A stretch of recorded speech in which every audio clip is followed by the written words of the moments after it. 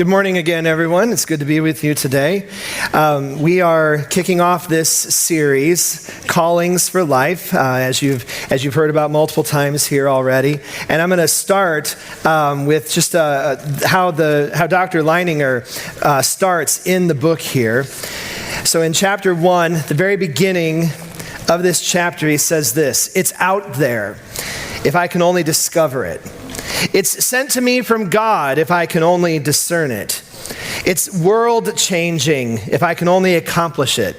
It's the one great thing I'm set on this earth to do, and only seeking after it will I find true fulfillment."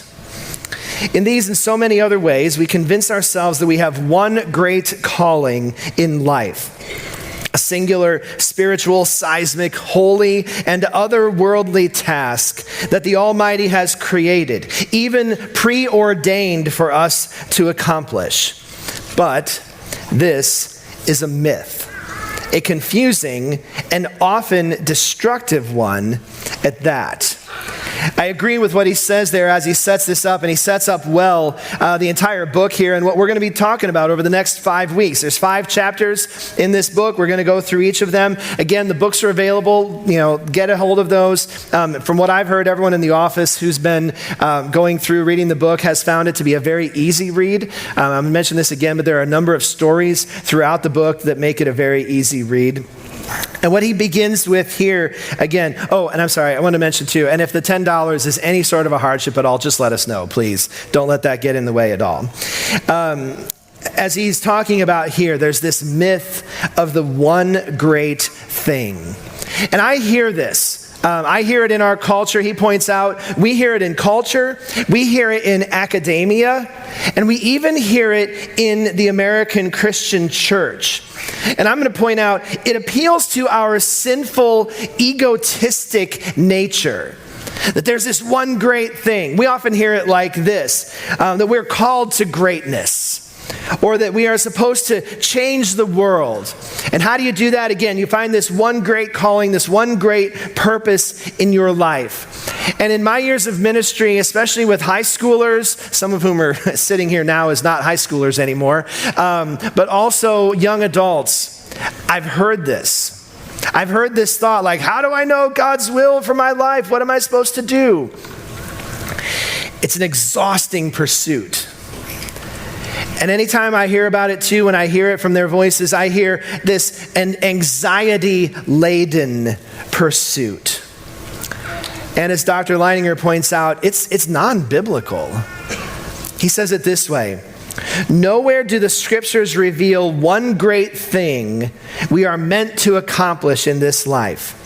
God has not said that each individual person is given a single, dramatic, earth-shaking task to achieve in order to fulfill his or her purpose on earth. That is to say, our calling in life is better understood in the plural rather than the singular." And as you see in the sermon title for today, I'm assuming it's up there, yeah, right? I see it back there, so I just want to make sure. It's the plural versus the singular. That's going to be our focus for today. Now, there's multiple stories in Callings for Life that drive this point home really well, from a variety of angles and in a variety of ways. I'm not going to use any of those, because why should I spoil it for you, right? You're going to read the book, right? Okay, good. All right. So I'm going to tell you 2 other stories to drive home this point of plural versus singular. I'm going to tell you about 2 different people. The first one is our local namesake, Lawrence, St. Lawrence. He was born in AD 225. That's a long time ago, right? He was born in what's modern-day Spain, in a town called Huesca. That's where most people think that he was born. And that was part of the Roman Empire at that time. So born in 225, in 257, around the age of 31 or so, he was ordained as a deacon in the church by Pope Sixtus II. And soon after he was ordained, then, Pope Sixtus II appointed him to the role of archdeacon in Rome. Now, at that time in the church, an archdeacon was someone who had roles of financial administration in that area. over the things of the church. They were also in charge of the distribution of alms, that is, giving to the poor on a regular basis, those who needed it the most especially, and then more tasks even beyond that. So he was ordained as a deacon and then appointed to that position of archdeacon by the age of 31, which would make you think right away, right, that he had risen to a very high calling, pretty early in his life like that. Now, in 258 AD, just a year after he was ordained and appointed into these positions, the Roman Emperor Valerian commanded all Christian clergy to be executed. Now, the Roman Emperor, Valerian, the Roman Empire, they had their Roman pantheon of gods. And those were the gods that they would worship. Those were the gods that they expected everyone to worship. And what this emperor decided to do was kill all the clergy who worshiped other gods, who refused to worship the Roman pantheon. And so he gave this command. And so in 258 AD, very, very promptly, after this was given, from what I understand, Pope Sixtus II was executed. And then not many days later after that came the story maybe that we're familiar with. But as part of that is that Archdeacon Lawrence gave the possessions of the church to the poor and to the sick there in Rome, rather than allowing them to be confiscated by the Roman Empire. And if you've been over in the sanctuary, the church, there's the stained glass window that's on the baptismal side of the church. It's the closest one to that what would that be? The northwest entrance of the sanctuary there. And it has a depiction of St. Lawrence. That one shows it well. In some pictures that you see of St. Lawrence, you see the treasures of the church. You see like these mounds of gold and money and different things that they would have. That's probably not very accurate. The church had money, yes, but not like that in any way.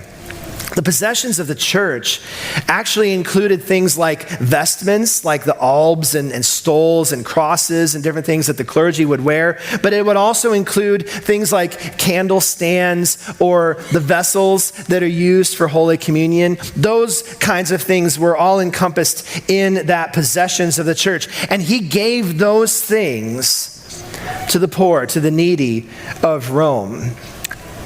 Now, when Rome learned about this, they gave him an option. They gave him the opportunity to be spared his execution in exchange for the treasures of the church. And so what Lawrence did was assemble all the poor, the hungry, the widowed, and the orphaned people of Rome, and he presented them to those who were coming to execute him, saying with those words that maybe you've heard in our history here a number of times, he said, "These are the treasures of the church." It's pretty cool words, a pretty impressive example. And then what happened? Well, he was killed. He was executed. And in that stained glass window, you can see the date, 258 AD. Some of the details, when you kind of dig into this, we don't really know all the details for sure. But one thing that actually is pretty clear in history is that on August 10th, 258, he was martyred. Now, back to our question for today, though. If there is this one great calling in life that we have, that God has called us to, and we have to go find it, the question would be, what was St. Lawrence's one great calling? Would it be his martyrdom? Would it be being ordained as a deacon and then appointed as an archdeacon in the church? Could be any of those. Was it his role of managing the possessions of the church or giving alms to the poor? Because now think about that. This isn't something that he did just that one day where he gave away the treasures of the church. As the one who was in charge of this, he had those who were serving under him, I assume, and either he and they all together, though, they would on a regular, probably daily basis, give alms, give money to the poor and help support and provide for them. Was that his one great calling in life? Or was it some of these other roles that he did? Because the other things that he would have probably done as an archdeacon was to oversee those who were preparing to be ordained into the ministry and as the clergy, but also then after they were ordained into those positions to provide oversight and work with them. Was that his one great calling? As you've heard, the answer is, well, no, it's not any one singular calling. It's the plural, not the singular. It's all of those things. He was called to all of those things by God, and he served in all of those ways, plus in any number of other ways. That's our first example for today to help kind of wrap our brains around this idea. The second example that I'd like to give you today is a man by the name of Rich Mullins. How many of you are familiar with Rich Mullins, right? Yeah, 100%. Thomas definitely knows, right? Rich Mullins, amazing man, born in 1955 in Richmond, Indiana. And he was known as one of the most influential artists in Christian music in the 1980s and 1990s. His music has been performed by so many other Christian artists, just some of them in this list here: Amy Grant, Caedmon's Call, Jars of Clay, Michael W. Smith, Kirk Franklin, Hillsong United, Third Day, the list goes on.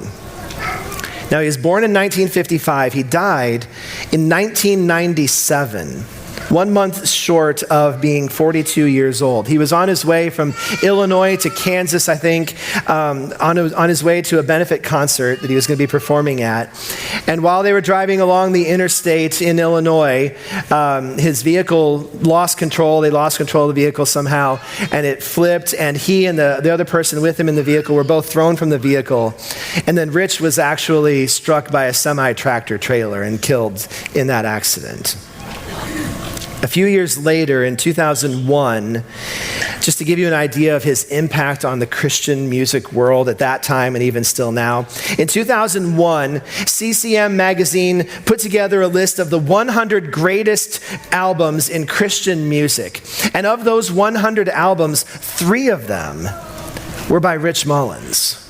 That's a lot. I mean, 3 might not seem like a lot, but out of 100 of the most influential, the greatest Christian albums, he had 3 of them. It's incredible to think about. And then a number of years later, in 2014, posthumously, he was inducted into the Gospel Music Hall of Fame. And when you look at that kind of biography, when you look at that kind of resume, you might think that, well, Rich definitely found his one great calling, and he did it really well. But as you actually get to know his story more, as you read about him, as you listen to interviews that are available online that he did, you learn pretty quickly the Christian music industry was far from his idea of a great calling. He actually didn't really love it at all. He struggled with it in a lot of ways, and he was very different from a lot of the artists of that time and even now. And just to give you a taste of that, all of the income that he received from his concerts, from the tours that he would do, from the albums that he released, all of that income was actually entrusted to his church elders. And what they did, and this was all from his direction, if I understand it correctly, what they did is they would divide that up. And they gave him what they considered and what he considered an average American laborer's income. And that